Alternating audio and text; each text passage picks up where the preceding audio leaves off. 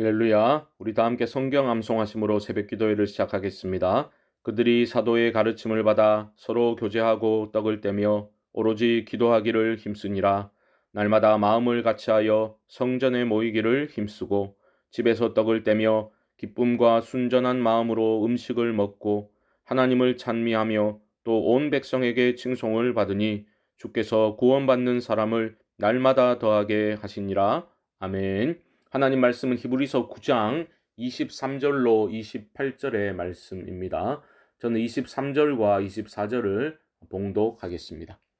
그러므로 하늘에 있는 것들의 모형은 이런 것들로서 정결하게 할 필요가 있었으나 하늘에 있는 그것들은 이런 것들보다 더 좋은 제물로 할지니라.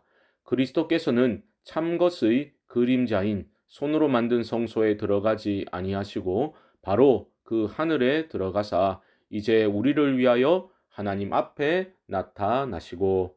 아멘. 어제 우리는 예수 그리스도가 새 언약의 중보자가 되신다라는 것을 살펴보았습니다. 옛 언약은 인간의 죄 문제를 해결하지 못했습니다. 그래서 반복적인 피의 제사가 드려져야만 했던 겁니다. 하지만 그런 율법의 제사는 인간의 근본적인 죄 문제를 해결하지는 못했던 겁니다. 그래서 하나님은 우리의 구원을 위해 새 언약을 세우신 것이지요. 말도 안 되는 방법으로 그렇게 하신 겁니다. 그리스도께서 자신의 죽음을 통해서 새 언약을 이루신 것이지요. 예수 그리스도의 죽음을 통해 죄 문제가 해결되고 보혜사 성령님이 주님이 떠나심으로 우리 안에 오시게 되고 하나님의 법을 돌판이 아니라 우리 마음판에 친히 새겨 버리셨습니다. 흔들리고 넘어지지만 우리는 결국 순종의 삶을 살아가게 될 것이고 끝내 구원을 얻게 될 것입니다. 이 모든 것이 우리의 영원한 대제사장이신 예수님으로 인해 가능해졌다라는 것을 오늘 본문은 강조하고 있습니다. 계속해서 히브리서 기자는 땅의 장막과 하늘의 장막을 대비시켜 설명하고 있는데요. 영원한 대제사장이신 예수님을 그 예수님은 우리를 하늘 성소에 계신 하나님께로 친히 인도하고 계신다라고 말합니다. 그러면서 예수님이 두 가지 일을 하셨다라고 오늘 본문에서 다루고 있는데요. 첫째, 자기 자신을 제물로 드리심으로 우리로 하여금 하나님께 나아갈 수 있도록 해 주셨다라고 말합니다. 그게 23절 말씀입니다. 보십시오. 그러므로 하늘에 있는 것들의 모형은 이런 것들로서 정결하게 할 필요가 있었으나 하늘에 있는 그것들은 이런 것들보다 더 좋은 제물로 할지니라. 땅의 성막은 하늘 성막의 모형입니다. 그 땅의 성소에 들어갈 때 대제사장은 짐승을 잡고 피를 뿌리는 것을 통해 정결함을 얻은 후에 들어가야 했지요. 하지만 하늘 성소에 들어갈 때는 그런 짐승의 제물로는 안 된다는 겁니다. 더 좋은 제물이 필요하다라고 말하고 있죠. 그 더 좋은 제물이 무엇입니까? 바로 예수 그리스도이십니다. 영원한 대제사장이신 예수님이 자신을 제물로 삼아 자신의 피로 우리를 정결케 하셔서 하늘 성소로 우리 또한 들어갈 수 있도록 인도해 주셨다라는 겁니다. 두 번째로 예수님은 무엇을 하셨습니까? 대제사장이신 예수님은 우리보다 앞서 하나님께로 나아가셨고 우리는 그 주님 뒤를 따라서 하나님 앞으로 나아갈 수 있게 되었다라고 말하고 있습니다. 24절 보십시오. 그리스도께서는 참것의 그림자인 손으로 만든 성소에 들어가지 아니하시고 바로 그 하늘에 들어가사 이제 우리를 위하여 하나님 앞에 나타나시고 라고 말합니다. 레위 집안 대제사장들은 땅의 성막 안에 있는 지성소로 1년에 한 번 들어갈 수 있었을 뿐입니다. 그 땅의 지성소는 참것의 그림자일 뿐이죠. 손으로 만든 성소일 뿐입니다. 하지만 우리 주님은 어디로 들어가셨습니까? 하늘 성소로 바로 들어가셨습니다. 하나님 앞으로 나아가셨던 겁니다. 우리를 위해서 그렇게 하셨습니다. 그 주님의 보혈의 은혜를 힘입은 우리들 또한 믿음으로 하나님 앞에 나아갈 수 있도록 생명의 길을 친히 열어주신 겁니다. 이어지는 구절에서 히브리서 기자는 예수님의 속죄사역이 단번에 이루어졌고 그 효력은 영원하다라는 것을 강조하고 있습니다.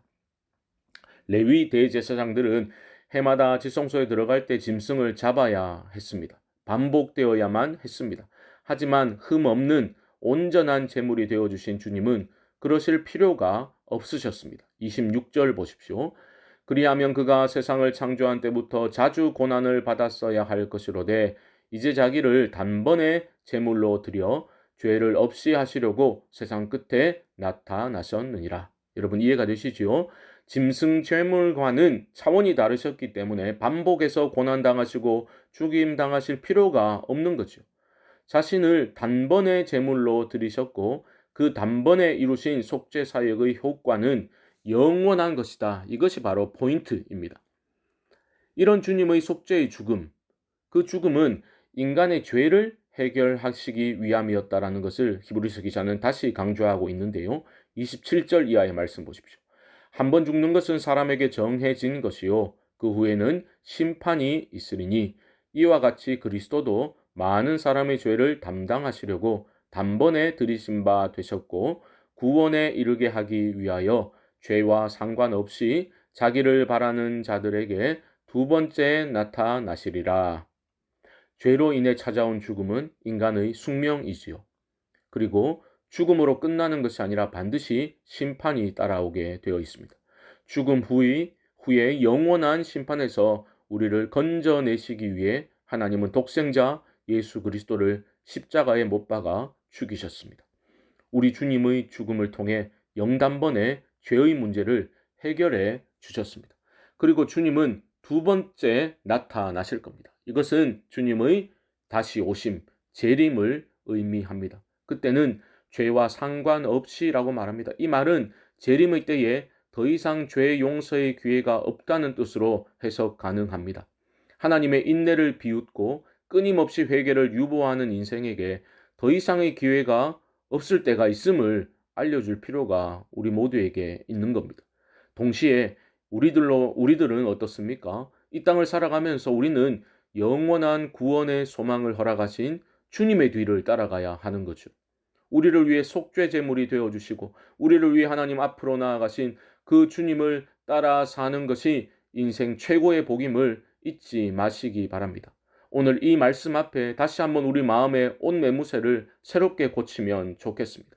우리를 하나님의 은혜의 보좌 앞으로 인도하시는 그 주님의 은혜를 내가 죽는 순간에 붙드는 것이 아니라 우리 매일의 삶에서 우리 인생의 방향키를 주님께 맞추고 순종으로 나아갈 때에 우리에게 참된 기쁨과 넘치는 평강이 임하게 될 것입니다.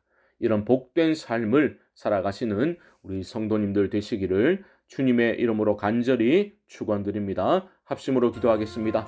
십자가 대속의 은혜를 베푸신 주님께 감사하며 그 생명을 주신 주님을 기쁨으로 순종하며 따라 걷는 이 하루의 삶이 되게 하옵소서. 금요일은 나라와 민족을 위해 기도합니다. 우리나라를 긍휼히 여겨 주시옵소서. 대구 경북의 교회들과 선교기관들을 깨워주시고 한국교회가 복음의 능력을 회복케 하여 주시옵소서. 포스트 코로나 시대를 우리 교회가 잘 대비하게 하여 주옵시고 하나님 부흥의 은혜를 부어 주시옵소서. 이외에도 개인적인 기도의 제목들과 성령께서 주신 감동을 쫓아 우리 주님의 이름을 한번 부르고 기도를 시작하겠습니다. 주여